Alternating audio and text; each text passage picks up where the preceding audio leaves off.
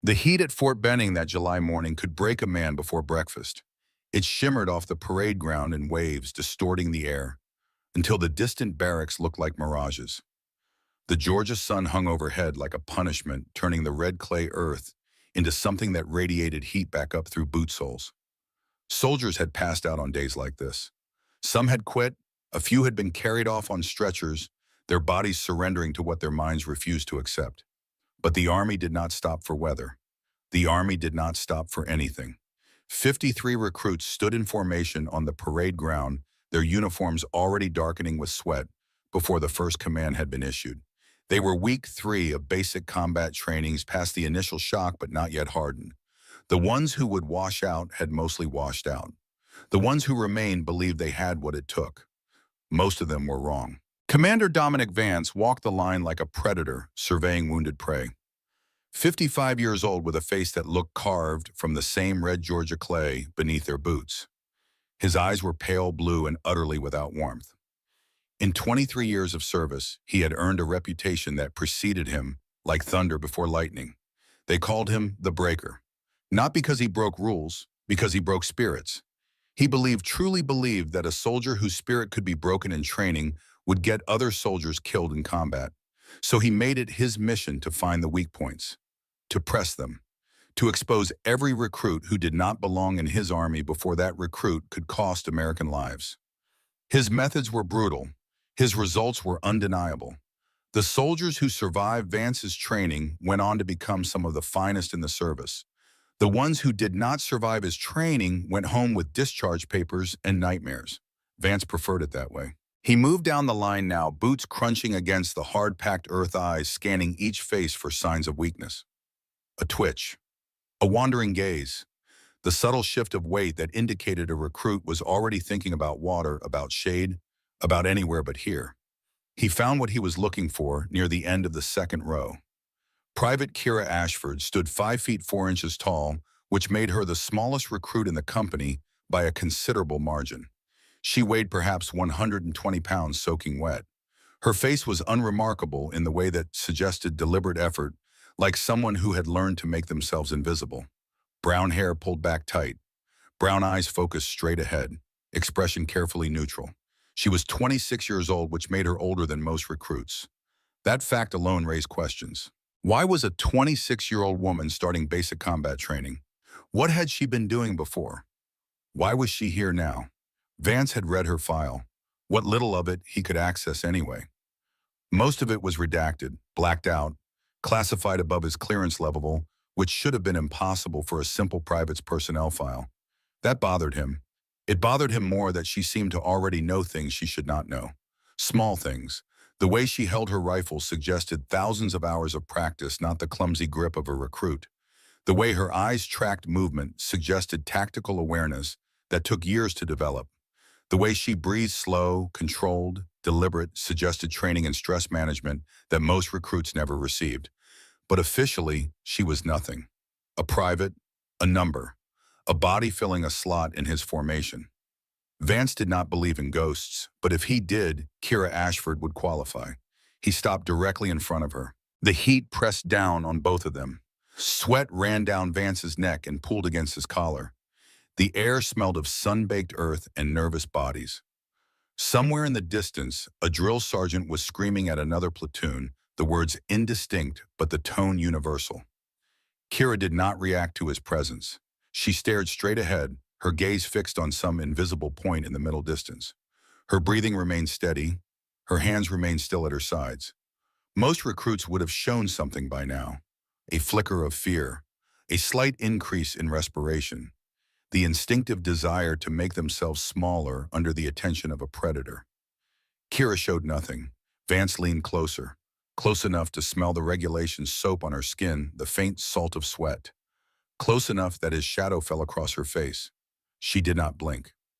Around them, the other recruits held their breath. They knew what came next. They had seen it before with other targets.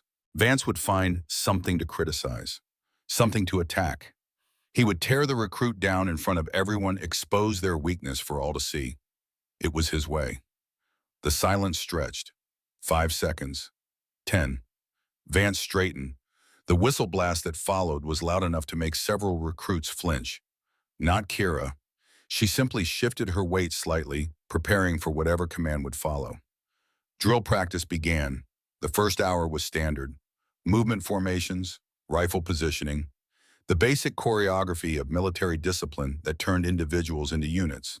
The sun climbed higher and the heat intensified until the air itself seemed to struggle for breath. Vance watched from the shade of the command post, his eyes tracking one recruit and one recruit only. Kira Ashford moved through the formations with mechanical precision. Not perfect, she made small errors, tiny hesitations that suggested unfamiliarity with this specific sequence. But her fundamentals were flawless. The way she pivoted, the way she transitioned between positions, the economy of motion that separated trained operators from raw recruits. It was like watching a concert pianist deliberately play a children's song. The skill was obvious even when being concealed. At the 90-minute mark, Vance called a water break. The recruits scrambled for their canteens, gulping down liquid that was probably hot enough to brew tea. Kira drank in measured sips, her eyes scanning the parade ground with the casual awareness of someone who had spent time in environments where inattention meant death. Vance made his way toward her. The other recruits noticed. They always noticed. They parted like the Red Sea, creating a corridor between the commander and his target. Some looked relieved that they were not the focus. Others looked curious. A few looked almost sympathetic. Kira noticed too. Her eyes tracked his approach, then returned to their neutral position, staring straight ahead, waiting. She was not afraid of him. That was unusual. Most recruits developed a healthy fear of Vance within the first week. It was biological, instinctive, the natural response to a dominant predator. Even confident recruits learned to show submission in his presence. Kira showed nothing. Vance stopped 3 feet away. The sun hammered down. The air tasted like copper and exhaustion. 52 other recruits tried to look like they were not watching. When Vance spoke, his voice carried across the parade ground. Clear, cold, precise. Ashford. She met his eyes. That was another unusual thing. Most recruits looked down or to the side or at some point on his chin. Direct eye contact with his superior was discouraged, especially during basic. Kira looked straight into his pale blue eyes like she was reading a book she had read before. Sir? One word, neutral tone, no emotion, no fear, no defiance. Just acknowledgement that he had spoken her name and she had heard it. Vance felt something shift in his chest. It might have been irritation. It might have been something else. You call that drilling? His voice rose enough for everyone to hear. You move like you're scared of your own boots at private. A ripple passed through the watching recruits. This was how it began, the public dissection, the systematic humiliation. Vance would find every flaw and expose it. He would strip away any confidence she had and leave her raw and bleeding in front of her peers. Kira's expression did not change. Sir, I can repeat the drill if you'd like. Her voice was soft but clear, calm, like someone discussing the weather. That was the wrong answer. Vance stepped closer, close enough now that she would feel his breath on her face, close enough to invade every boundary of personal space that humans instinctively maintained. You think you're something special, Private?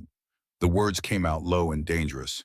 You think because you're small and quiet, the standards don't apply to you. She said nothing. I asked you a question. Sir, no, sir, I do not think I'm special. The calm in her voice only fed Vance's anger. He had dealt with defiant recruits before. He had dealt with scared recruits, arrogant recruits who thought their father's money or their mother's connections would protect them. He knew how to handle all of them. But this was different. Kira was not being defiant. She was not being scared. She was being nothing, showing nothing, giving him nothing to work with. It was like trying to punch smoke. What happened next would be replayed in the minds of everyone present for years afterward. Some would say it was justified, a commander correcting a recruit. Others would say it crossed a line, that it was abuse, plain and simple. The truth, like most truths, was more complicated. Vance's hand came up fast, not a punch that would have been too much even for him, but the back of his hand connected with Kira's shoulder, hard enough to produce a sharp crack that echoed across the parade ground, sharp enough to make half the recruits gasp, sharp enough to stagger most people off their feet. Kira Ashford did not stagger. She did not fall. She did not even lose her balance. She absorbed the blow like it was nothing more than a stiff breeze, her weight shifting slightly to accommodate the force before returning to her original position. Her expression never changed. Her breathing never altered. Her eyes never left his. And in that moment, Vance knew he had made a mistake. Not because he had struck her. He had struck recruits before in the old days, before the regulations tightened. This was different. This was the mistake of a predator who thought he was attacking prey only to discover he was facing something else entirely. Something that was not afraid of him. Something that was simply waiting. The silence that followed was absolute.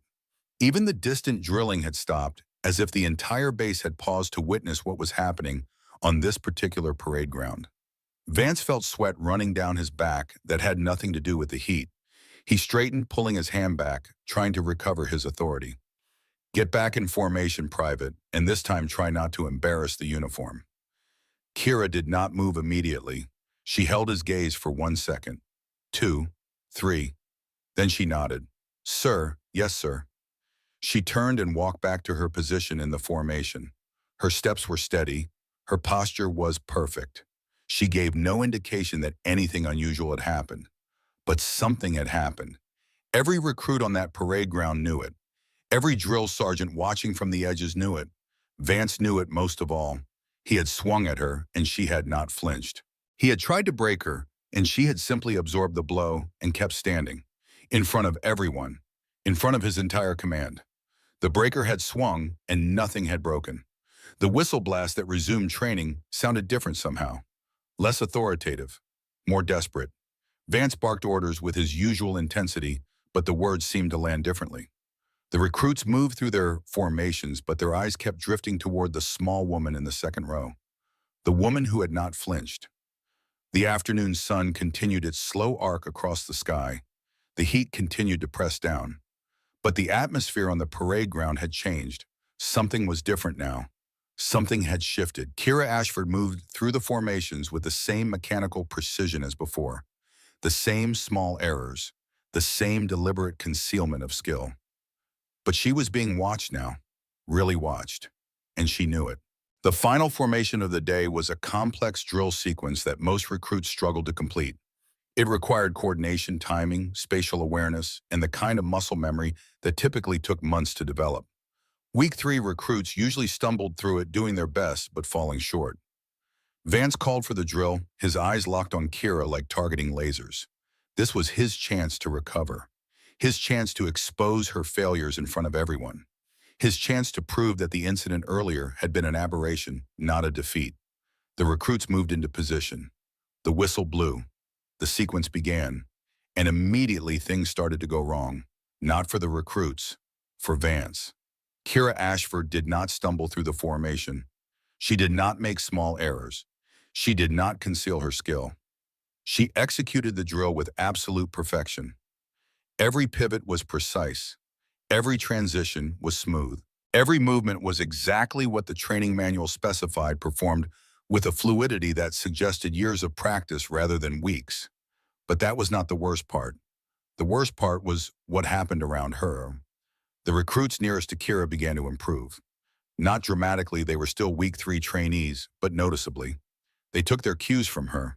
They matched her timing. They followed her movements like planets orbiting a sun. She was not just drilling. She was leading.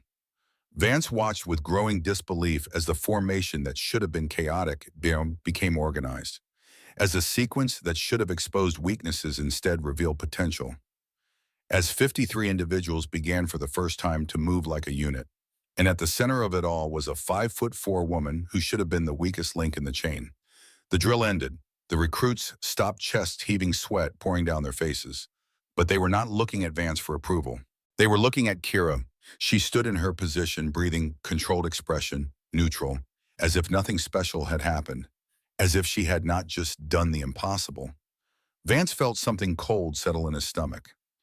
It was not fear. He did not fear anyone, but it was close. A recognition that he had fundamentally misread the situation. That the ghost in the ranks was not a weakness to be exposed, but something else entirely. something that threatened everything he believed about how his army worked. The parade ground was silent except for the sound of heavy breathing and the distant cry of a hawk circling overhead. The sun was lower now, casting long shadows across the red clay earth. The heat had not diminished, but it felt different somehow. Less oppressive, more like a test that had been passed. Vance opened his mouth to dismiss the platoon. Kira spoke first. "Sir." Her voice was quiet but carried clearly in the still air. "Permission to demonstrate corrective drill technique." The words hung there like a challenge. Corrective drill technique. That was language used by instructors, not recruits. That was terminology from advanced training courses, not basic combat training. That was a phrase that had no business coming from a 26-year-old private who officially had no military experience beyond the past 3 weeks. Vance should have said no. He should have asserted his authority, reminded her of her place, shut down whatever she was attempting before it could take root. But he did not. Later, he would tell himself that he was curious, that he wanted to see what she would do, that he was giving her rope to hang herself with. The truth was simpler. The truth was that he did not know what to do, so he said nothing. His silence was permission enough. Kira stepped out of formation. The other recruits watched as she moved to the front of the group. Her steps were unhurried. Her posture was perfect. She turned to face them, and she was not a private standing before her peers. She was something else entirely. When she spoke, her voice had changed. Still quiet, but with an underlying current of authority that demanded attention. "Formation Delta, follow my count." She raised her hand. What happened next would become legend at Fort Benning. It would be discussed in mess halls and barracks for months afterward. Drill sergeants who witnessed it would tell the story to new batches of recruits for years. Kira Ashford led 52 soldiers through a formation that was not in the training manual. It was based on the standard drill, but modified, refined, optimized in ways that made the original seem crude by comparison. The movements were sharper, the transitions were smoother, the spacing was more efficient, and the recruits followed her. Not perfectly, they were still trainees, but with an enthusiasm and precision that should have been impossible. They followed her voice, her count, her example. They moved together in ways they had never moved before. The formation swept across the parade ground like a wave. It flowed around obstacles, reformed instantly, maintained perfect discipline throughout. It was not just drilling, it was art. And at the center of it all, Kira Ashford moved like she had been born to lead. The sequence lasted 4 minutes and 37 seconds. When it ended, the recruits stood in a perfect circle around Vance himself. They had maneuvered without him realizing it, surrounding him not in a threatening way, but in a way that made a point. He was at their center, but Kira had put him there. Dust settled in the still air. The sun painted everything in shades of gold and red. 53 soldiers stood breathing hard and their faces showing various combinations of exhaustion and exhilaration. One of them, a young man named Private Wesley Oakes, whispered what everyone was thinking. "She just destroyed him without hurting anyone." The words carried in the silence. Vance heard them. He heard all of them. He stood in the center of the circle, surrounded by recruits who were looking at him with something that was not quite disrespect, but was definitely not the fear he was accustomed to. They were looking at him like he had been wrong, and they were looking at Kira Ashford like she had shown them something they needed to see. She stood at the edge of the circle, hands at her sides, expression still neutral. But her eyes had changed. There was something in them now that had not been there before. Not triumph, not pride, just a quiet acknowledgement that what needed to happen had happened. The moment stretched. Vance could feel his authority hanging in the balance. Everything he had built over 23 years of service was trembling on the edge of collapse. He had two choices. He could reassert his dominance, punish her for insubordination, make an example of her in front of everyone, crush this small rebellion before it could spread. Or he could do something else, something he had not done in a very long time. Vance straightened his spine. He met Kira's eyes across the circle of recruits. "Platoon dismissed," he said. His voice was flat, controlled, giving nothing away. The recruits scattered, moving toward the barracks with the desperate energy of people who needed water and shade and time to process what they had witnessed. They moved in groups, talking in low voices, glancing back at the parade ground, glancing back at Kira. She did not move immediately. She remained standing where she was watching as the parade ground emptied, watching as Vance remained in the center of the circle she had created. For a long moment they were alone. The sun was touching the horizon now, painting the sky in shades of orange and purple. The heat was finally beginning to fade. The parade ground was empty except for two figures standing 30 feet apart. Vance spoke first. His voice was different now, quieter, more controlled. Where did you learn that? It was not an accusation. It was a genuine question. Kira did not answer immediately. She seemed to be considering how much to reveal, how much to conceal. Finally, she spoke. Sir, I've had training. That was obvious. That was not an answer. Vance took a step toward her, then another. He stopped when he was close enough to speak without being overheard, though there was no one to overhear them. Your file is classified, he said, above my clearance. I've never seen that before for a private. Kira said nothing. Who are you, Ashford? Something flickered in her eyes, pain perhaps, or memory, or something else entirely. Sir, I'm a private in your command. That's all that matters.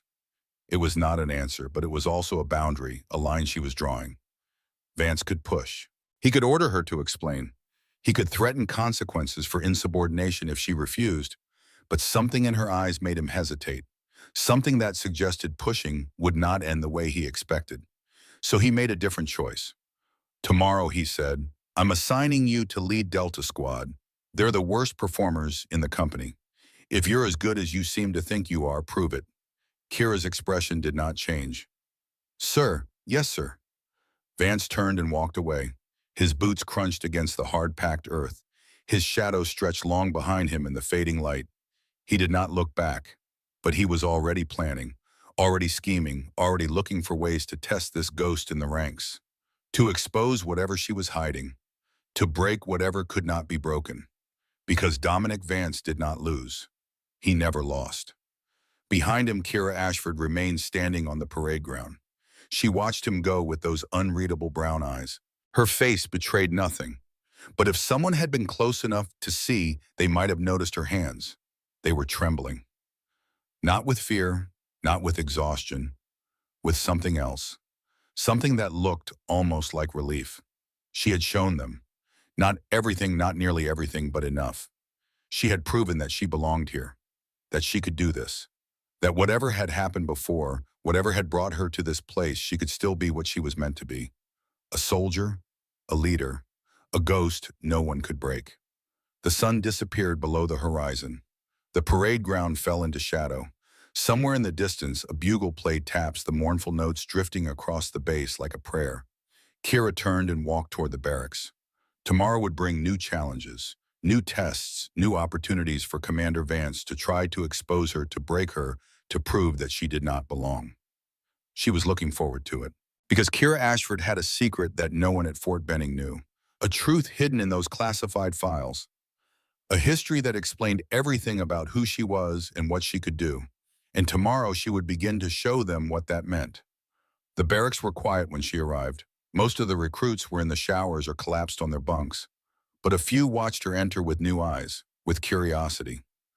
Private Wesley Oakes was sitting on his bunk, still in his sweat-soaked uniform. He looked up as Kira passed. Hey, he said. His voice was uncertain. What you did out there. Kira paused. She looked at him, really looked at him for the first time since training began.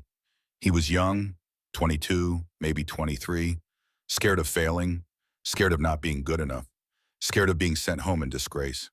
She recognized that fear. She had felt it herself once, a long time ago. Get some rest, she said. Her voice was gentler than it had been on the parade ground. Tomorrow will be harder. She moved past him to her bunk.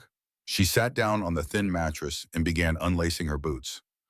Wesley watched her longer. Then he nodded and turned away. The barracks fell silent. Outside, the Georgia night settled over Fort Benning like a blanket. The heat was gone now, replaced by a coolness that almost felt like forgiveness. Kira lay back on her bunk and stared at the ceiling. She thought about Commander Vance, about his eyes and his cold voice and his determination to break her. She thought about the challenge he had issued. Delta Squad, the worst performers, her chance to prove herself, or her chance to fail. She closed her eyes, In her mind, she was somewhere else, somewhere she had tried to forget. A training facility in the mountains, instructors who made Vance look gentle, tests that pushed her to the edge of death and beyond. She had survived that. She would survive this. Whatever Commander Vance threw at her, whatever tests he devised, whatever traps he laid, she would face them. She would overcome them. She would prove that the smallest soldier in the company was also the strongest. Not for pride, not for recognition, for something else entirely. Something she had almost lost. Something she was fighting to reclaim. Her place in the world. Her purpose. Sleep came slowly that night. But when it came, it was deep and dreamless. And when the morning bugle sounded, Kira Ashford was ready, ready for whatever came next. The morning came like a hammer, 0500 hours. The barracks exploded with noise and motion as drill sergeants stormed through overturning bunks, screaming orders, creating the controlled chaos that was designed to simulate the confusion of combat. Recruits scrambled for their gear, fumbling with boots and belts in the darkness. Kira Ashford was already dressed. She stood at attention beside her bunk, while others struggled around her. Her uniform crisp, her boots laced, her expression neutral. The drill sergeant who passed her did a double take, then moved on without comment. There was nothing to criticize, nothing to attack. That alone was unusual enough to be noticed. Outside, the Georgia dawn was painting the sky in shades of gray and pink. The heat had not yet returned, but it was coming. Everyone could feel it, waiting just beyond the horizon, patient and inevitable. Commander Dominic Vance was already on the parade ground when the recruits assembled. He stood with his arms crossed, his blue eyes scanning the formation until they found what they were looking for. Kira met his gaze without flinching. Something passed between them. An acknowledgement, a challenge, a promise of things to come. Then Vance turned to address the entire company. His voice carried across the parade ground like a whip crack. Today would be different, he announced. Today would separate the soldiers from the pretenders. Today would reveal who truly belonged in his army. The words were familiar. The tone was familiar. But there was an edge to it that had not been there before. A desperation almost. As if Vance was trying to reassert control over something that had slipped beyond his grasp. The morning's training schedule appeared on the board. Standard physical conditioning, weapons maintenance, tactical movement exercises, and one addition that made several recruits exchange nervous glances. Squad tactical movement competition, Delta Squad versus Alpha Squad, Delta Squad, the worst performers in the company. The soldiers who struggled with every exercise, failed every test, seemed destined to wash out before graduation. And their new squad leader, as of this morning, was Private Kira Ashford. The assignment was not subtle. Vance was setting her up to fail, giving her an impossible task and daring her to accomplish it. If she succeeded, he would find another test. If she failed, he would have the proof that yesterday had been a fluke. Kira understood this. She accepted it. She had faced worse odds before. Delta Squad assembled at the east end of the parade ground at 0700 hours. There were 11 of them, including Kira. 11 soldiers who had been written off by their instructors, mocked by their peers, and were counting down the days until they were sent home in disgrace. They looked at their new squad leader with a mixture of confusion and resentment. Private Wesley Oakes was among them. He had been reassigned overnight, pulled from his original squad, and dumped into Delta as what seemed like punishment for speaking up the day before. His face showed the unfairness of it, the frustration of being associated with the failures. But he did not complain. He simply took his place in the formation and waited. The others were less composed. Private Marcus Webb, 20 years old, built like a linebacker, but with coordination that suggested he had grown too fast for his body to keep up. He moved through formations like a bull in a china shop, all power and no precision. Private Thomas Harrington, 24, whose anxiety was so severe that he froze under pressure. He had the skills. He had the training. But when the stress mounted, his mind went blank and his body stopped responding. Private Jennifer Cole, 23. One of only 3 women in the company besides Kira. She was competent but invisible, so accustomed to being overlooked that she had stopped trying to be seen. The others had similar stories, similar struggles, similar reasons why they had ended up in the squad that everyone expected to fail. Kira looked at each of them in turn. She saw what the instructors saw, the weaknesses, the limitations, the reasons why these soldiers would never measure up. But she also saw something else. She saw potential, raw, untrained, misdirected potential. Soldiers who had been told they were failures so many times that they had started to believe it. Soldiers who had given up on themselves because everyone else had given up on them first. She had been one of them once, a long time ago, before someone had looked past her weaknesses and seen what she could become. Now it was her turn. She stepped forward to address her squad. The morning sun was climbing higher, bringing the first waves of heat. Sweat was already forming on foreheads and trickling down backs. In the distance, Alpha Squad was running through their warm-up exercises with the smooth coordination of soldiers who expected to win. Delta Squad watched their new leader with skepticism, with doubt, with the defensive hostility of people who had been disappointed too many times to hope for anything different. Kira's voice was quiet but clear. I know what you're thinking. You're thinking this is a setup. You're thinking Vance put me here because he expects us to fail. You're thinking nothing I do will make any difference. No one spoke, but several heads nodded almost imperceptibly. You're right, Kira continued. He does expect us to fail. Everyone does. That's why we're going to win. Private Webb let out a snort of disbelief. When, lady, have you seen us drill? We can't even march in a straight line. Kira turned to face him. Her expression did not change, but something in her eyes made Webb take an involuntary step backward. My name is Private Ashford, not lady, and I've seen you drill, Private Webb. You have more raw power than anyone else in this company. The problem is that you're fighting yourself. You're so focused on not making mistakes that you're making more of them. Webb's mouth opened, then closed. He had expected mockery. He had expected criticism. He had not expected someone to actually analyze his performance with precision. Kira moved on to Harrington. The anxious soldier was already sweating, his hands trembling slightly at his sides. Private Harrington, you know every formation in the manual. You've memorized every sequence, every timing, every transition. But when the pressure comes, your mind goes blank. That's not weakness. That's your brain trying to protect you from threat. We're going to rewire that response. Harrington stared at her like she had just spoken in a foreign language. She continued down the line. Cole, who needed to stop being invisible. Morrison, who second-guessed every decision. Paulson, who had the skills but lacked confidence. She stopped at the last soldier. Private David Rowan, 21, whose quick temper had landed him in Delta after a confrontation with a drill sergeant. His jaw was tight, his eyes hostile, his posture broadcasting defiance.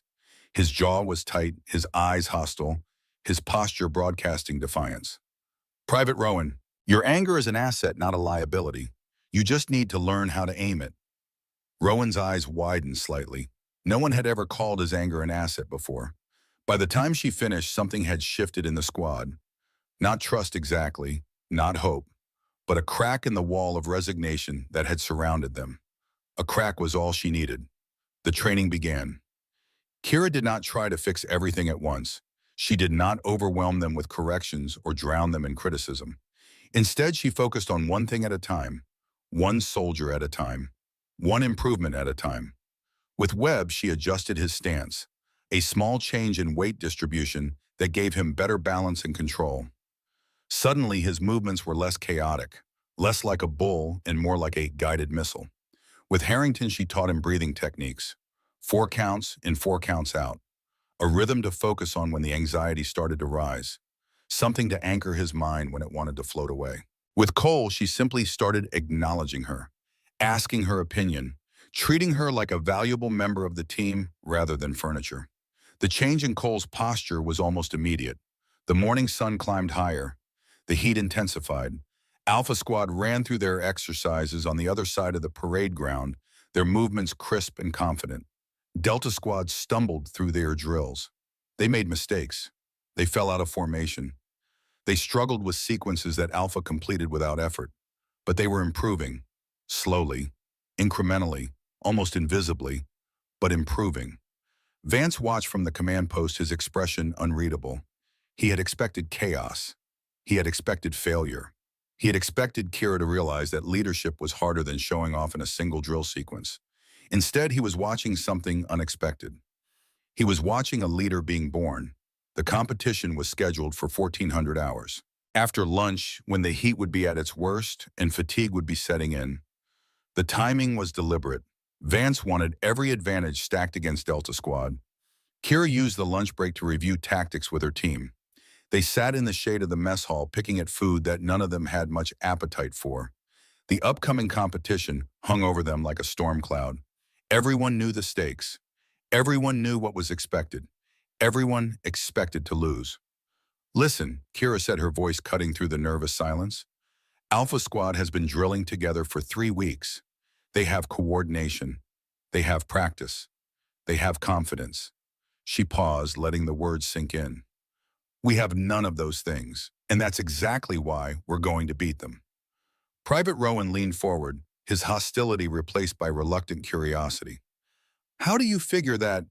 Kira pulled a stick from the ground and began drawing in the dirt. Simple shapes, lines and circles representing positions and movements. Alpha Squad is predictable. They drill by the book because the book has always worked for them. They execute the standard formations because the standard formations have always been enough. She drew a new pattern, something that did not match any formation in the training manual. We're not going to beat them by being better at their game. We're going to beat them by playing a different game entirely. For the next 30 minutes, she outlined her plan. It was unconventional. It was risky. It broke several unwritten rules about how basic training competitions were supposed to work. It was also brilliant. The squad listened with growing disbelief, then growing excitement, then something that looked almost like belief. Maybe they could not beat Alpha Squad at standard drilling, but maybe, just maybe, they could beat them at something else. 1,400 hours arrived like a verdict. The parade ground had been cleared for the competition. Wooden stakes marked out a course that wound across the open space through obstacles around barriers. It was designed to test everything: coordination, speed, adaptability, unit cohesion. Alpha Squad assembled at the starting line with the easy confidence of athletes who knew they were going to win. Their squad leader, Private First Class Nathan Burke, was tall and athletic, with the natural authority of someone who had never doubted himself a day in his life. Delta Squad assembled beside them, smaller, less impressive, already sweating in the afternoon heat. But something was different about them now. Something in the way they stood, the way they looked at each other, the way they did not look at Alpha Squad with envy or resignation. They looked ready. Commander Vance stood at the center of the parade ground, flanked by senior drill sergeants who would serve as judges. His eyes moved from Alpha Squad to Delta Squad and back again. If he noticed the change in Delta's demeanor, he gave no sign. The rules were simple. Both squads would run the same course. Time and precision would be scored. The squad with the higher combined score would win. Alpha Squad would go first. Burke led his soldiers to the starting line. He shot a condescending glance at Delta Squad as he passed, a look that said everything about what he expected to happen. The whistle blew. Alpha Squad moved like a machine. Their formations were textbook perfect. Their timing was synchronized to the millisecond. They flowed through the course with the efficiency of soldiers who had practiced this 100 times, which they had. They completed the course in 6 minutes and 42 seconds. 0 formation breaks, 0 hesitations, near perfect execution. The drill sergeants conferred. The score was announced: 94 out of 100. Alpha Squad returned to the sideline with barely concealed triumph. Burke crossed his arms and waited for the inevitable disaster that would be Delta Squad's attempt. Kira gathered her soldiers. They huddled close, their faces showing various shades of nervousness and determination. The weight of expectation pressed down on them. The certainty of failure that had defined them for 3 weeks whispered in their ears. Kira's voice cut through the noise. Forget the score. Forget Alpha Squad. Forget Vance. The only thing that matters for the next 7 minutes is us. You and me and this squad. We move together. We adapt together. We succeed together. She looked at each of them in turn. I believe in you. Now show me I'm right. They moved to the starting line. The parade ground fell silent. Everyone was watching now. Other recruits had gathered at the edges, drawn by rumor and curiosity. Drill sergeants who had written off Delta Squad weeks ago were watching with skeptical interest. And Commander Vance was watching with particular intensity. his eyes fixed on Kira like targeting lasers. She met his gaze. She smiled. The whistle blew. Delta Squad did not move like Alpha Squad. They did not flow through the course with mechanical perfection. They did not execute textbook formations with robotic precision. They moved like water. Kira had spent the morning teaching them something that was not in any training manual, something she had learned in a place she never talked about, something that valued adaptability over rigidity, creativity over conformity. When they hit the first obstacle, they did not slow down to reform. They split into fire teams, flowed around the barrier from multiple angles, and reunited on the other side without breaking stride. When they reached the precision drilling section, they did not perform the standard formation. They performed the adaptive sequence that Kira had demonstrated the day before. Modified, refined, optimized for speed without sacrificing coordination. The drill sergeants exchanged glances. This was not standard. This was not by the book. But it was working. Halfway through the course, something happened that stopped conversations across the parade ground. Private Harrington froze. The anxiety that had plagued him throughout training surged up without warning. One moment he was moving with his squad. The next he was standing motionless in the middle of the course, his face pale, his eyes unfocused, his body locked in the grip of panic. It should have been the end. A frozen soldier meant a broken formation. A broken formation meant point deductions. Point deductions meant failure. But Kira did not let it end. Without breaking stride, she adjusted the formation around Harrington. The squad flowed past him, maintaining their pattern buying time. Then Kira dropped back to his position. She did not shout. She did not criticize. She simply moved beside him and matched his breathing. 4 counts in, 4 counts out. Her voice was barely above a whisper meant for him alone. "You're okay, Thomas. You're safe. The fear is just a feeling. It can't hurt you. Breathe with me. 4 in, 4 out." The squad continued ahead, their modified formation accommodating the gap. The drill sergeants watched with growing amazement as Delta maintained cohesion despite losing 2 soldiers from the pattern. Harrington's breathing steadied. His eyes refocused. The color returned to his face. "That's it," Kira said. "May we rejoin? On my count. 3, 2, 1. They moved together, slotting back into the formation like puzzle pieces, finding their places. The squad adjusted around them, absorbing them back into the pattern without missing a beat. It was seamless. It was impossible. It happened anyway. The final section of the course was a complex formation sequence, the same sequence that had destroyed Delta Squad in every previous attempt, the sequence that required perfect timing, perfect spacing, perfect coordination. Kira called an audible. Instead of the standard formation, she led them into something new, something she had developed specifically for this squad, this moment, this challenge. A formation that used Webb's power, Cole's precision, Rowan's aggressive energy, Harrington's recovered focus. A formation that used their weaknesses as strengths. They crossed the finish line in 6 minutes and 38 seconds, 4 seconds faster than Alpha Squad. The parade ground was silent. Then the drill sergeants began conferring. There was heated discussion, gestures toward the rule book, frowning and nodding, and more discussion. Finally, the senior drill sergeant stepped forward. "Delta Squad, time 6 minutes 38 seconds. Formation breaks 1. Recovery complete. Adaptation score unprecedented." He paused, looking almost uncomfortable with what he was about to say. Final score 96 out of 100. For a moment, no one moved. Then Private Webb let out a sound that was halfway between a laugh and a sob. Cole grabbed Harrington's arm, her face showing an emotion she had probably never let herself feel before. Rowan was grinning with something that looked almost like joy. Delta Squad had won. The worst squad in the company had beaten the best, and they had done it by being themselves. Kira stood at the center of her squad, accepting their celebration with quiet grace. She did not cheer, she did not gloat, she simply nodded, acknowledging what they had accomplished together. Her eyes found Commander Vance across the parade ground. He was staring at her with an expression she had not seen before. Not anger, not frustration, something more complex.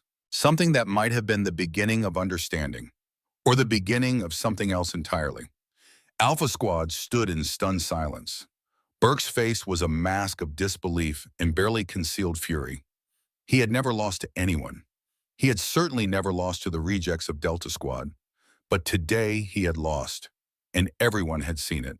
The afternoon sun beat down on the parade ground. The heat pressed against exposed skin like a physical force. But no one seemed to notice. They were all too busy processing what had just happened. The impossible had become possible. The failures had become winners, and the smallest soldier in the company had led them there. The celebration was short-lived. Before Delta Squad could fully absorb their victory, Commander Vance's voice cut across the parade ground like a blade. "Ashford, my office. Now." The words silenced everything. Recruits who had been moving toward their barracks stopped in their tracks. Drill sergeants who had been discussing the competition fell quiet. Even the birds seemed to pause in their singing. Kira did not hesitate. She turned and walked toward the command building with the same steady stride that had carried her through every challenge. Her squad watched her go with expressions of concern and confusion. What could Vance want? They had won. They had beaten Alpha Squad, fair and square. What more could he possibly demand? But Kira knew, she had known since the moment she accepted the assignment. Winning one competition was not enough. Vance was not interested in single victories. He was interested in breaking her, in exposing whatever she was hiding, in proving that he was still in control. One win would not satisfy him. He would keep testing her until she failed. The command building was cool and quiet after the heat of the parade ground. Kira's boots echoed against the tile floor as she made her way to Vance's office. The door was open. She stopped at the threshold and knocked twice. "Enter." Vance was seated behind his desk, his eyes fixed on her as she entered and came to attention. The office was Spartan, decorated only with military commendations, and a single photograph of a younger Vance in desert camouflage. The silence stretched between them. Finally, Vance spoke. "That formation you used, at the end of the course, where did you learn it?" Kira kept her eyes forward.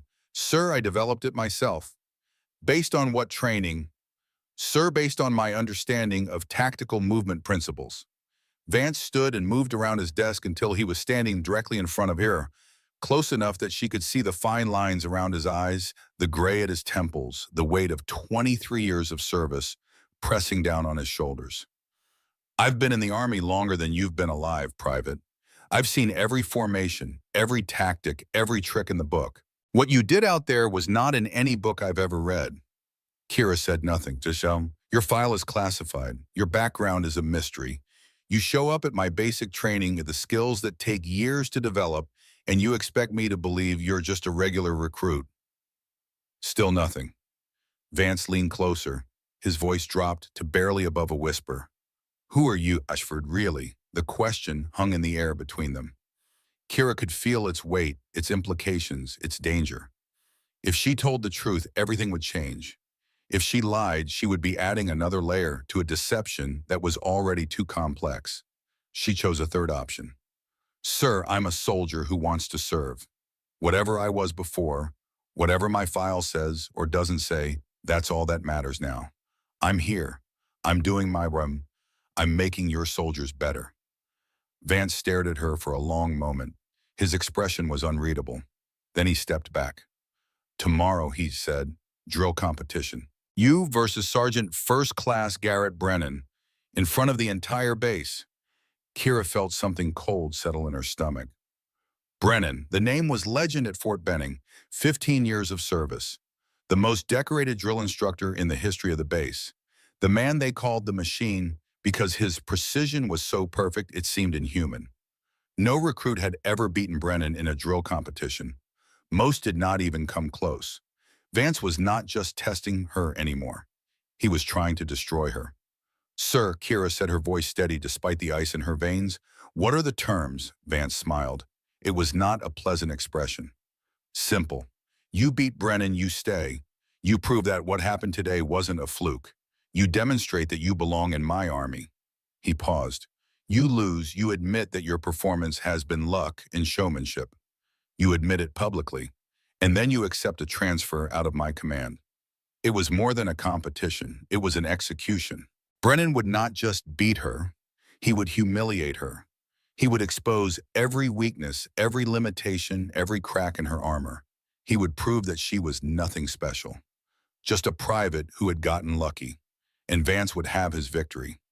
Kira should have been afraid. She should have felt the same panic that gripped Harrington when the pressure became too much. She should have looked for a way out, an excuse, and escape.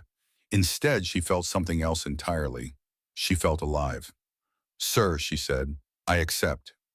Vance's smile faltered, just for a moment, just long enough to show that he had expected her to hesitate, to bargain, to show some sign of the fear that should have been overwhelming her.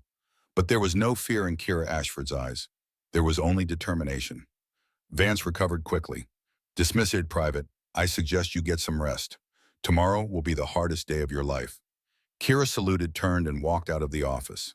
Behind her, Commander Vance remained standing in the center of his office, his pale blue eyes fixed on the door she had just walked through. For the first time in a very long time, he was not entirely sure he was going to win, and that uncertainty felt like defeat. The barracks were quiet when Kira returned. Most of the recruits had already showered and were preparing for the evening meal. But Delta Squad was waiting for her, clustered around her bunk with expressions of concern and curiosity. "What happened?" Wesley Oakes asked. "What did he want?" Kira sat down on her bunk and began unlacing her boots. Her movements were calm, methodical, betraying nothing of the storm that was building inside her. "Tomorrow," she said, "drill competition. Me versus Sergeant Brennan." The silence that followed was absolute. Everyone knew Brennan. Everyone knew what he was capable of. Everyone knew that no recruit had ever beaten him. "That's insane," Webb said. "He's setting you up. There's no way anyone can beat Brennan." Kira looked up at him. "Then I guess I'll have to be the first." Cole shook her head. "You don't understand. Brennan he's not human. His timing is perfect. His form is perfect. Everything about him is perfect. He's been doing this for 15 years. "I know." Rowan stepped forward, his usual hostility replaced by something that looked almost like concern. "Why are you doing this? You already proved yourself today. You don't have to risk everything on some impossible challenge." Kira finished removing her boots and set them aside. When she looked up again, her expression had changed. The mask of neutrality that she usually wore had slipped, revealing something beneath. Something vulnerable. Something human. "Because it's not about me," she said quietly. "It's about all of you. It's about every soldier who's ever been told they're not good enough. Every recruit who's been written off before they had a chance to prove themselves." She paused, gathering her thoughts. "If I walk away now, if I back down from this challenge, then everything we accomplished today means nothing. Vance will say it was luck. He'll say it was a fluke. And the next time a soldier like you comes through here, they'll be treated the same way you were. Written off, given up on, thrown away." Her voice hardened. "I'm not going to let that happen. I'm going to beat Brennan. And when I do, everyone on this base is going to know that potential doesn't come in a standard size. That the smallest soldier can carry the biggest truth." The squad stared at her. In that moment, they understood something about their leader that they had not understood before. This was not about pride. This was not about competition. This was about something much deeper. This was about changing the system. Wesley was the first to speak. "What can we do to help?" Kira smiled. It was a small smile, barely visible, but it transformed her face in ways that her neutral expression never did. "Rest. Tomorrow I want you all on the parade ground at 0500. You're going to help me warm up." The squad exchanged glances. Then one by one they nodded. They did not know if Kira could beat Brennan. They did not know if anyone could beat Brennan. But they knew one thing with absolute certainty. They were going to stand with her. Whatever happened, the night settled over Fort Benning like a shroud. Kira lay on her bunk staring at the ceiling, listening to the sounds of the barracks around her. Breathing, shifting, the occasional murmur of soldiers talking in their sleep. Tomorrow would determine everything. If she won, she would have proven it something that no one believed possible. She would have changed the way people thought about potential and capability and what a soldier could be. If she lost, she would be gone, transferred out, forgotten. Just another recruit who reached too high and fell too hard. But that was not what kept her awake. What kept her awake was the memory of another time, another place, another challenge that had seemed impossible. She closed her eyes and let the memory wash over her. Mountains, snow, A training facility so secret that it did not appear on any map. Instructors who made Vance look gentle. Tests that pushed the human body and mind beyond all known limits. She had survived that. She had thrived in that. And then it had all been taken away. A mission gone wrong. Injuries that should have ended her career. Months of recovery. The crushing realization that she would never be what she had been. But she had refused to accept that. She had fought her way back, inch by inch, day by day, until she was strong enough to start over. To begin again from the bottom. To prove that what had been broken could be rebuilt. Fort Benning was supposed to be her second chance. Her opportunity to return to the world she loved through the only door that was still open to her. And now that second chance hung in the balance. Kira opened her eyes. The ceiling above her was dark and featureless. But in her mind, she could see the parade ground. She could see Brennan standing across from her. She could see herself winning. Because that was the only acceptable outcome. She had not come this far to fail now. She had not survived everything she had survived just to be defeated by a drill competition. Tomorrow she would face Brennan. Tomorrow she would show everyone what she was capable of. Tomorrow she would prove that the smallest soldier in the company was also the strongest. And nothing, not Vance, not Brennan, not the entire weight of the military establishment was going to stop her. Sleep came eventually, not peaceful sleep, but the deep rest of a warrior preparing for battle. Her body knew what was coming. Her mind knew what was at stake. Both were ready. When the morning bugle sounded, Kira Ashford opened her eyes and smiled. The parade ground at 0500 was still wrapped in darkness. Stars faded overhead as the first hints of gray touched the eastern horizon. The air was cool, almost cold, carrying the promise of another brutal Georgia day. Dew clung to the grass at the edges of the training area, sparkling like scattered diamonds in the dim light.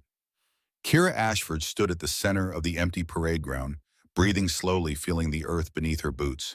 She had been here for 30 minutes already, moving through stretches and warm-up sequences that she had learned in another life, preparing her body for what was coming, preparing her mind. The competition was scheduled for 0900, 4 hours away, 4 hours to center herself, 4 hours to review every formation, every transition, every movement that might make the difference between victory and defeat. She was not alone for long. Delta Squad arrived at 0500 exactly as she had requested. They emerged from the darkness like ghosts, their faces showing various stages of sleep deprivation, but their eyes alert and determined. Wesley Oakes led them, followed by Webb Harrington, Cole Rowan, and the others. They formed a loose circle around her without being asked. "You didn't have to come," Kira said. Webb shrugged his massive shoulders. "Couldn't sleep anyway. Figured we might as well be useful." Cole stepped forward, her usual invisibility replaced by something that looked almost like confidence. "What do you need from us?" Kira looked at each of them in turn. These soldiers who had been written off. These failures who had proven themselves winners. These people who had chosen to stand with her even though they had nothing to gain and everything to lose. Something warm settled in her chest, something she had not felt in a very long time. "I need you to watch," she said. "I'm going to run through the sequences. When you see something that doesn't look right, tell me. Fresh eyes catch what tired eyes miss." They nodded and spread out around the parade ground, taking positions at different angles. Kira moved to the center of the open space and closed her eyes. For a moment, she was somewhere else. A mountain training facility. Snow falling outside the windows. Instructors watching with critical eyes as she performed drill sequences that made standard Army formations look like children's games. She had been the best once. She could be the best again. Her eyes opened, her body moved. The sequences flowed out of her like water. Standard formations first executed with textbook precision, then variations, modifications, the adaptive techniques that she had developed over years of training and experience. Delta Squad watched in silence. Occasionally someone would call out a correction. A foot placement that was slightly off, a timing that could be tightened, small adjustments that added up to significant improvements. By the time the sun crested the horizon, Kira had run through every formation she knew. Her body was warm, loose, ready. Her mind was focused, clear, calm. She was as prepared as she would ever be. "Thank you," she said to her squad. "All of you. Whatever happens today, I want you to know that leading you has been an honor." Harrington, the soldier who had frozen on the obstacle course, stepped forward. His anxiety was still visible in the tension of his shoulders, but his voice was steady. "You're going to win," he said. "I believe that." The others nodded, murmured agreement, quiet confidence in their leader. Kira felt the warmth in her chest expand. "Get some breakfast," she said. "I'll see you at the competition." They dispersed into the growing morning light, leaving Kira alone on the parade ground. She stood there for a long moment, watching the sun rise over Fort Benning, painting the sky in shades of orange and gold. Somewhere on this base, Sergeant First Class Garrett Brennan was preparing for the same competition. 15 years of experience, perfect technique, the reputation of a machine. He had never lost, but he had never faced Kira Ashford. Today that would change. The parade ground at 0900 was transformed. Word had spread through the base like wildfire. A recruit challenging Brennan, a private going head-to-head with the most decorated drill instructor in Fort Benning's history. It was unprecedented. It was insane. It was impossible to miss. Soldiers filled every available vantage point. They lined the edges of the parade ground 3 deep. They crowded onto the steps of nearby buildings. They climbed onto vehicles and equipment sheds for a better view. This was not just a competition anymore. This was an event. Commander Dominic Vance stood at the center of the parade ground, flanked by senior officers and drill sergeants who would serve as judges. His eyes swept across the assembled crowd with satisfaction. He had wanted an audience for this. He had wanted witnesses to Kira Ashford's humiliation. He had wanted the entire base to see him reassert his authority. And they had come. All of them, ready to watch the impossible be attempted and fail. Sergeant First Class Garrett Brennan arrived at 0855. He was not what most people expected. Not tall, not particularly muscular, not physically imposing in any obvious way. He was average height, average build, with a face that would disappear in any crowd. But when he moved, everything changed. Brennan walked across the parade ground with the fluid precision of a predator. Every step was measured. Every movement was controlled. His body seemed to operate on a different level than ordinary humans, as if physics itself bent slightly to accommodate his perfection. He took his position on the right side of the competition area and stood at attention, his eyes fixed straight ahead, his expression blank. The machine ready to perform. Kira arrived at 0858. She walked through the crowd of spectators and something unexpected happened. The soldiers parted for her. Not with fear, not with contempt, but with something that looked almost like respect. Word of Delta Squad's victory had spread. Stories of the small private who had led the worst squad to beat the best had circulated through the barracks overnight. People who had never heard of Kira Ashford yesterday now watched her pass with curious eyes. She was not invisible anymore. She took her position on the left side of the competition area, directly across from Brennan. For the first time, she allowed herself to really look at him. He was studying her too. His eyes moved over her with the clinical assessment of a professional evaluating an opponent, taking measurements, calculating angles, searching for weaknesses. Their eyes met. Something passed between them. An acknowledgement, a recognition of what was about to happen. Two practitioners of the same art about to test themselves against each other. Brennan's expression did not change, but something flickered in his eyes. He had expected a pretender, a recruit who had gotten lucky, someone he could dismiss without effort. What he saw in Kira's eyes was something else entirely. He saw an equal. Commander Vance stepped forward to address the crowd. His voice carried across the parade ground, amplified by speakers that had been set up for the occasion. Today we witness a competition between Sergeant First Class Garrett Brennan, 15-year veteran, and 3-time Army drill champion, and Private Kira Ashford, currently in week 3 of basic combat training. A murmur ran through the crowd. The disparity was absurd. It was like watching a heavyweight champion fight a novice. The outcome was predetermined, or so everyone believed. Vance continued, "The rules are simple. Each competitor will perform a standard drill sequence, followed by a freestyle demonstration of their choosing. Judges will score based on precision timing and overall execution. The competitor with the highest combined score wins." He paused, his eyes finding Kira in the crowd. Additionally, Private Ashford has agreed to specific terms.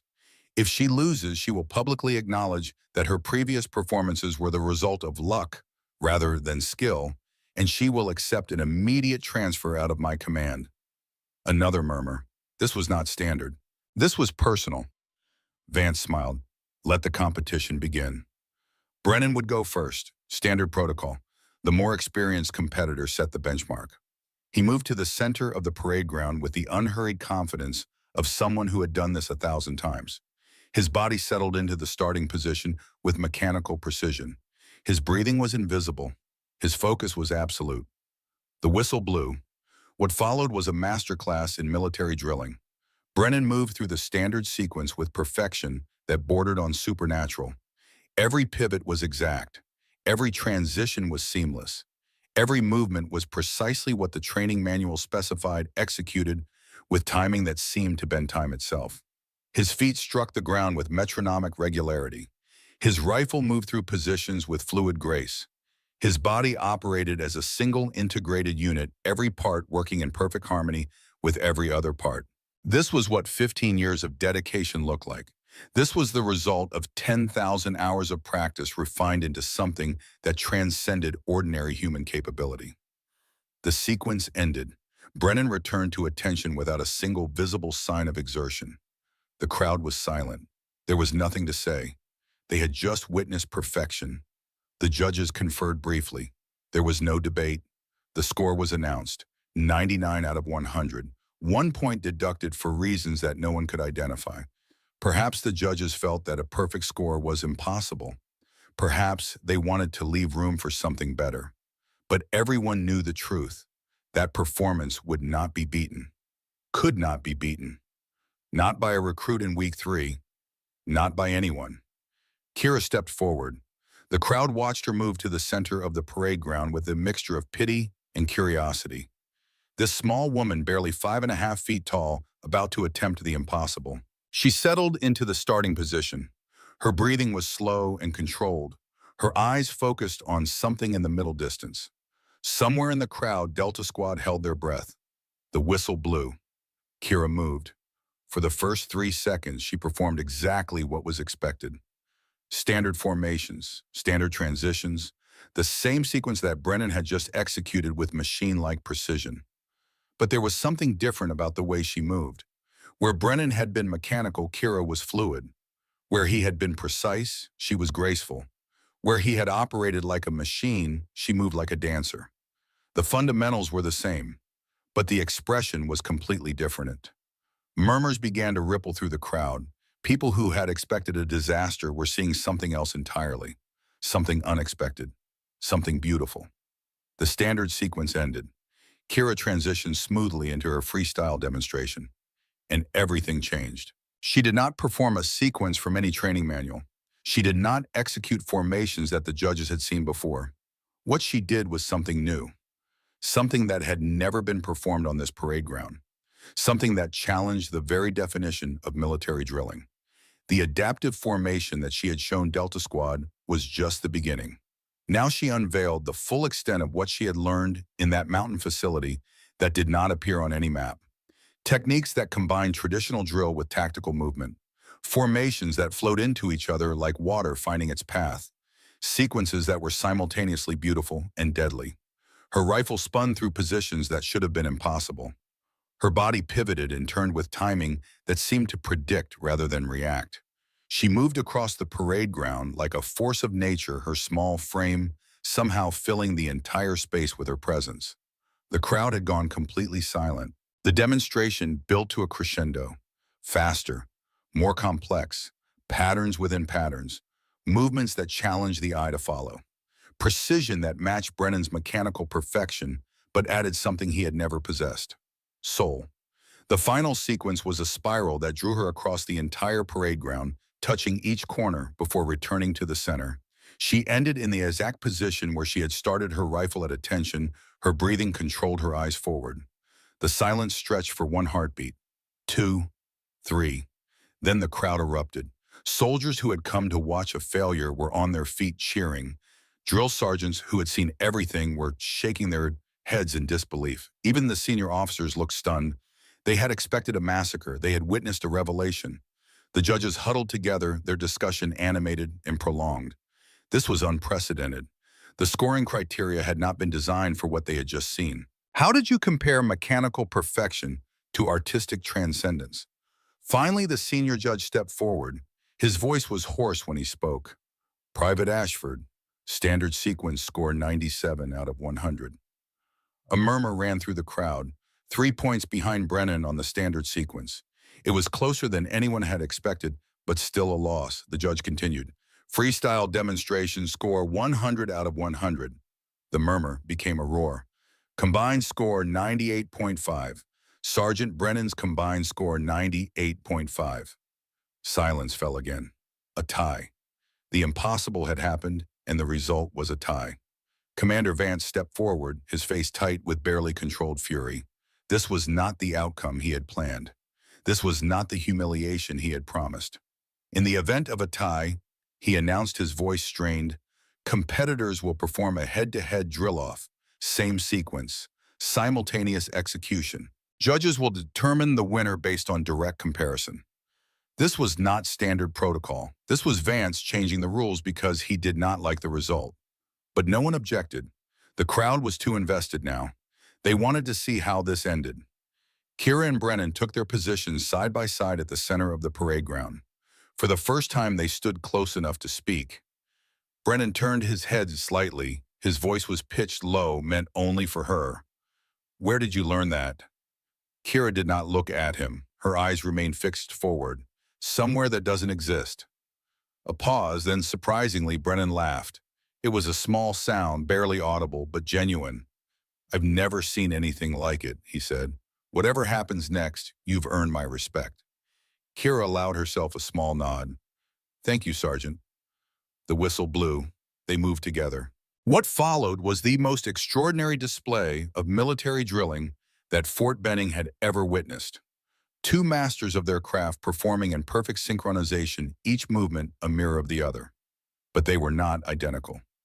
Brennan moved with his characteristic mechanical precision. 15 years of muscle memory ingrained so deeply that conscious thought was unnecessary. He was a machine operating at peak efficiency.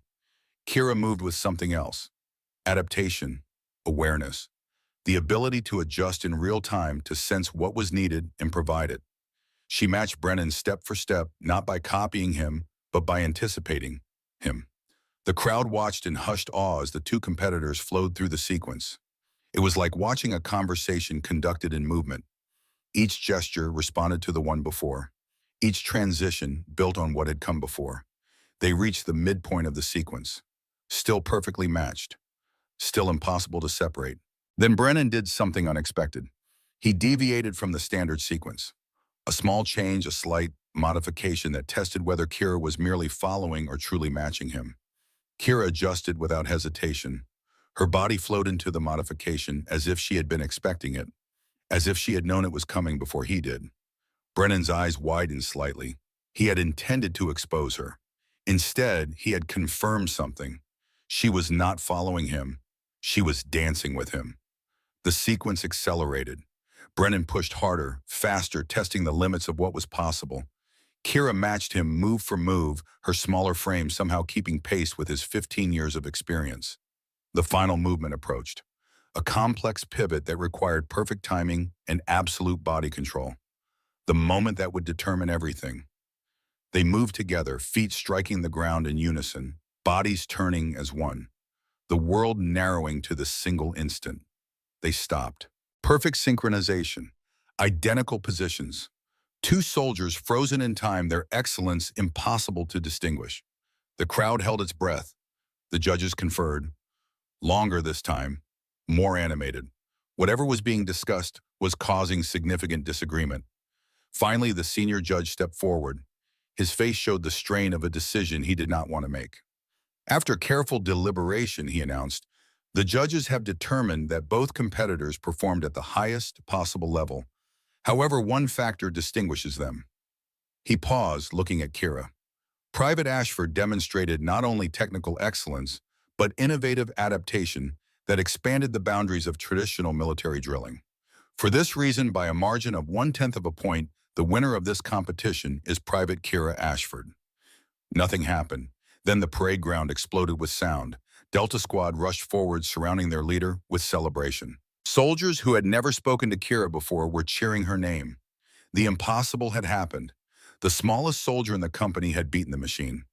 Through the chaos, Kira's eyes found Commander Vance. He stood frozen at the edge of the parade ground, his face a mask of disbelief and barely suppressed rage. His plan had failed. His authority had been challenged. His certainty that she would fail had been proven wrong. But then something else happened. Sergeant Brennan crossed the parade ground and extended his hand to Kira.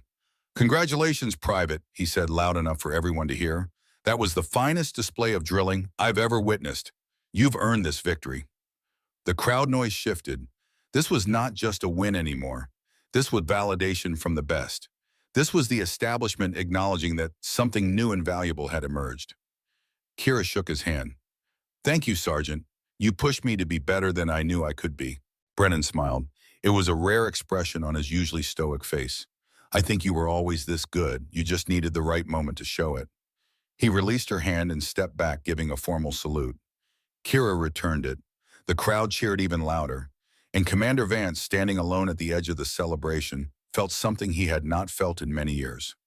Doubt, the aftermath of the competition, stretched through the rest of the day. Kira was surrounded by soldiers who wanted to congratulate her, to ask questions, to understand how she had done what she did. She answered when she could, deflected when she could not, and tried to process what had just happened. She had won. Against all odds, against all expectations, against the full weight of Commander Vance's opposition, she had won.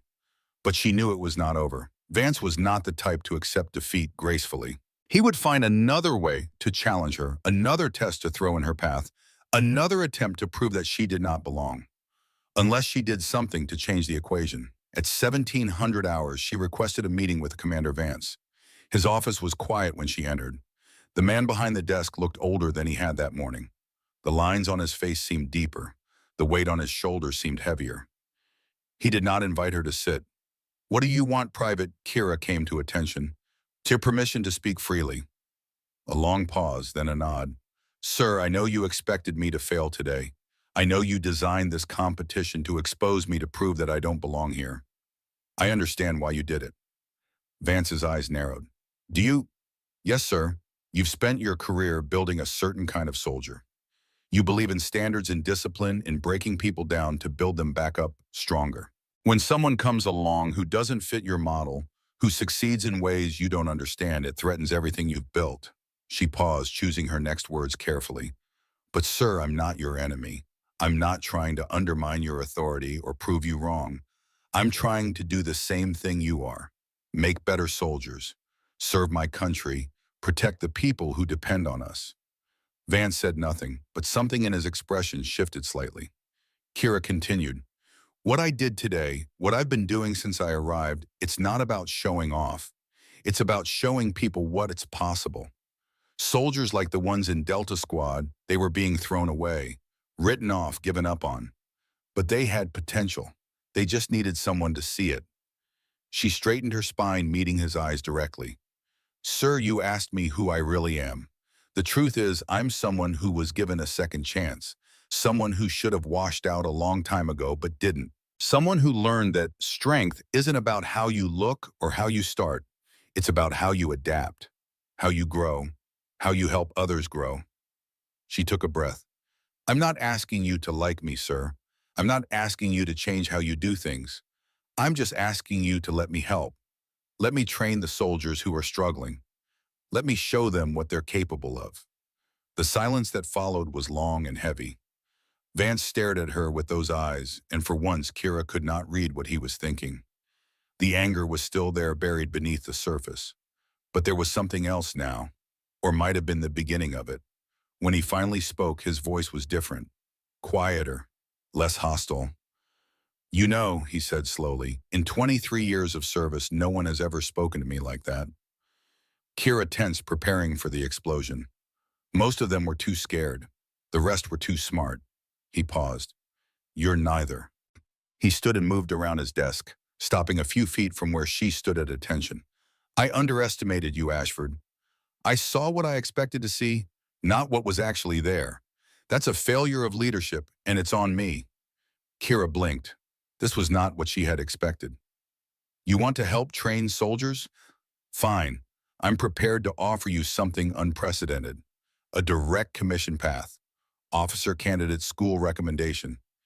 You could be leading companies within 2 years. Kira shook her head slowly. Sir, with respect, I decline. Vance's eyebrows rose. You're turning down a commission. I'm not here for rank, sir. I'm here to train soldiers. The ones who struggle. The ones who get written off. If you want to help me do that, assign me as an unofficial assistant drill instructor. Let me work with the recruits who need it most. Vance stared at her for a long moment. You'd rather stay a private and train failures than become an officer. Sir, they're not failures. They just haven't found their potential yet. Someone needs to show them. That's worth more to me than any rank. The silence stretched between them. Finally, Vance nodded. Fine. Starting tomorrow, you're assigned as assistant drill instructor. Unofficial, you're still a private. But you'll work directly with struggling recruits using whatever methods you think will work. He held up a hand before she could respond. This is not a reward. This is a test. You say you can make soldiers better. Prove it. Over time. Consistently. If you're right, I'll admit it. If you're wrong, you'll know it. Either way, we'll find out what you're really made of. He extended his hand. Kira looked at it. Then she reached out and shook it. Sir, thank you. I won't let you down. Vance's grip was firm. See that you don't. He released her hand and returned to his desk. Dismissed, Private. Kira saluted and turned toward the door. She was almost there when Vance's voice stopped her. Ashford. She turned back. He was looking at her with an expression she had not seen before. Something that was almost warm. That thing you said to me on the parade ground. About it not being about winning. About making each other better. He paused. I used to believe that. A long time ago. Before I forgot why I got into this business in the first place. Thank you for reminding me. Kira nodded. Sir. Good night, sir. She walked out of the office and into the evening air. The sun was setting over Fort Benning, painting the sky in shades of red and gold. The heat of the day was finally fading, replaced by a coolness that felt like relief. Kira stood there for a long moment, breathing deeply, processing everything that had happened. She had won the competition. She had earned Vance's grudging respect. She had secured a position where she could actually make a difference. But more than that, she had proven something to herself. Whatever had happened in her past, whatever had brought her to this place, whatever challenges still lay ahead, she was still capable of being who she was meant to be. A soldier, a leader, someone who lifted others up instead of tearing them down. She started walking toward the barracks. Delta Squad would be waiting for her. They would want to celebrate, to relive the day's events, to plan for whatever came next. And she wanted to see them. These soldiers who had been given up on. These failures who had become winners. These people who had believed in her when no one else would. They had a lot of work ahead of them. Training would not stop. The challenges would keep coming. Vance might have softened, but the Army was still the Army. But they would face it together. As she walked, a voice called out behind her. Private Ashford. She turned to see a young woman approaching. Small, slight, with the nervous energy of someone who had just arrived at basic training. A new recruit still wearing the bewildered expression of someone who did not yet know what they had gotten themselves into. I'm sorry to bother you, the woman said. I heard about what you did today. The competition. Everything. Kira studied her. Something about the woman reminded her of herself a long time ago. Before the mountain facility. Before the injuries. Before everything. What's your name, Private? Reynolds, ma'am. Private Sarah Reynolds. Kira almost smiled at being called ma'am. I'm a private too, Reynolds. You don't have to call me that. Sorry, The young woman hesitated. I don't know if I can do this. Everyone says I'm too small, too quiet, not right for the Army. They say I'll wash out in a week. Kira looked at her for a long moment. The cycle was beginning again. Another small soldier. Another person being told they did not belong. Another potential being dismissed before it had a chance to bloom. But this time something was different. This time there was someone who would see. Reynolds, Kira said, let me tell you something. The people who say you can't, they're measuring you against a standard that was built by people who look nothing like you. That standard is wrong, not you. She stepped closer. You want to know the secret real strength isn't about size. It's about what you are willing to do, how hard you're willing to work, how many times you're willing to get back up after you fall. She put a hand on Reynolds' shoulder. I'm going to be helping train recruits who are struggling. If you want, you can be part of that. I'll teach you what I know. I'll show you what you're capable of. And when you succeed, you'll know that it was always in you. I just helped you find it. Reynolds looked at her with eyes that were beginning to show something other than fear, something that looked like hope. You'd do that for me? Kira smiled, a real smile, warm and genuine. That's what soldiers do, Reynolds. We lift each other up. She released the young woman's shoulder and started walking again. Report to the parade ground at 0500 tomorrow. Wear comfortable boots. It's going to be a long day. Reynolds watched her go with an expression of wonder. Behind them, the sun disappeared below the horizon. Stars began to appear in the darkening sky. The sounds of Fort Benning settled into the quiet rhythms of evening. And somewhere in the distance, a bugle played taps. The mournful notes drifted across the base like a prayer, like a promise, like a reminder that every ending was also a beginning. Kira Ashford walked toward the barracks, toward her squad, toward whatever came next. She had proven herself today, but she knew that the real work was just beginning. There would be more soldiers like Reynolds, more people who needed someone to believe in them, more potential waiting to be unlocked. And she would be there, day after day, challenge after challenge, because that was what she had learned in that mountain facility that did not exist in the long months of recovery, in every moment that had brought her to this place. Real power never needs to strike. It simply stands tall, and others rise with it. The barracks were loud with celebration when she arrived. Delta Squad had saved her a seat, and someone had smuggled in contraband snacks from the PX. They cheered when she walked in, these soldiers who had been failures just days ago. These soldiers who had become a family. Kira sat down among them and let the warmth wash over her. Tomorrow would bring new challenges, new tests, new opportunities to fail or succeed. But tonight she would rest. Tonight she would remember why she had chosen this path. And tomorrow she would rise again. Just as she always had. Just as she always would. Because that was who Kira Ashford was. The smallest soldier. The strongest heart. The one who proved that truth was bigger than doubt. And sometimes the ghost in the ranks turns out to be exactly what the ranks needed all along.